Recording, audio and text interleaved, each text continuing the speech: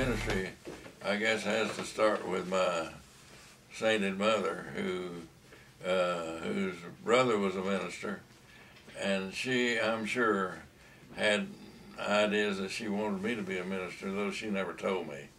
But it happened when I was a part of a youth group at Old Winfield on 16th and Louisiana here in Little Rock, and with a youth group, and we had such a great youth group, and out of that I've just begun to feel an urge to be a minister. So I went when I got the real call to the ministry was at Mount Sequoia in a big youth conference, when I really sensed that God was calling me to give my life to Christ, and to be able to go to Hendrix and Winfield United Methodist Church here in Little Rock gave me a position as a youth worker in the church. And my pay was, they paid my room, board, and tuition to Hendrix College, Duke University Divinity School. Okay. And was able to get my college education and my seminary education without being in debt. On my own, I had to find ways to earn the money and everything I needed on my own without help except what the church itself offered. Lily and I, of course, were married while I was still at Duke, and we moved to Tiller and had a wonderful ministry there. Just enjoyed it. It was just really a great time to serve on that circuit. Circuit in southeast Arkansas, Tiller, Arkansas, near Dumas and McGee, and I served there for 2 years, and that ended just about the time of World War II ended, and I moved to a new church in Little Rock, Old Hunter Church on the east side of town, and I moved there to on VJ Day. The first thing I did was open up the church for prayers on VJ Day. Stayed 2 years at Hunter Church. Then I sensed a call to go be missionary.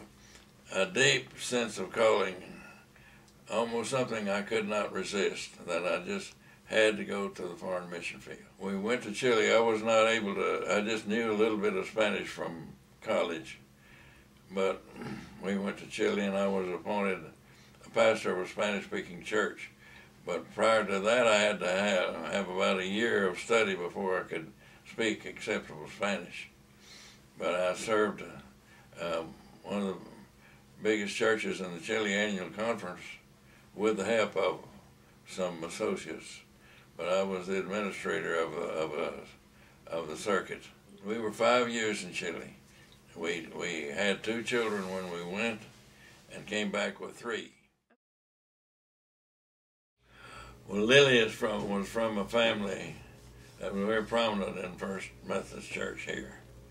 Her father was chairman of a board, chairman of a building committee. Her brothers were members of Pulaski Heights and very faithful and prominent there. But Lily herself married me when I didn't have anything. I mean, I had to borrow $200 just for us to get back to Durham. But she's been faithful. She worked 2 years in Durham to make the living for us while I was still in school. And everywhere we've been, Lily has been supportive of what I felt I wanted to do or felt I was called to do. She is really the most marvelous person I've ever known anywhere. And she is a professional educator.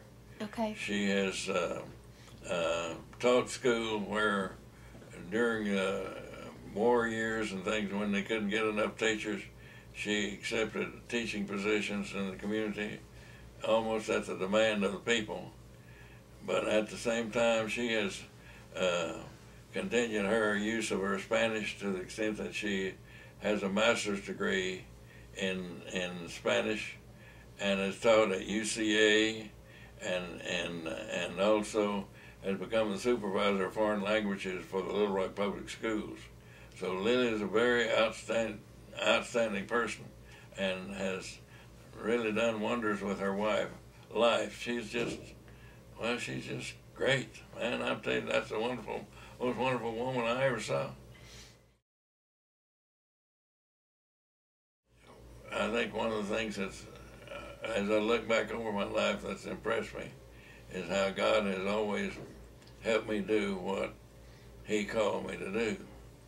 And when I was senior vice president at Hendrix College, my main role was to establish the fiscal support that the college needed. So that meant getting regular contributions to the college. It meant building an endowment for the college. And so, although I knew very little about it, I found, or I should say God guided me to find ways to learn what I needed to do, and then the stamina, though I had opposition at times, the stamina to just go ahead and do what needed to be done. When I went to Hendrix, the endowment was $2.5 million, which was almost nothing. And Dr. Marshall Steele was the one that asked me to come work with him and do that work. But now the endowment is like $100 million.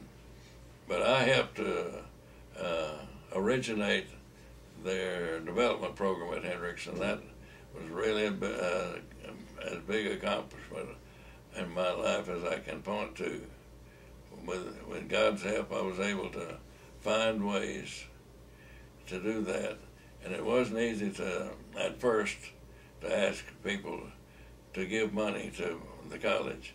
And I had to develop in my own mind the justification for doing that. And I felt that my justification was that God has called all of us to be generous. And I was helping people to be generous.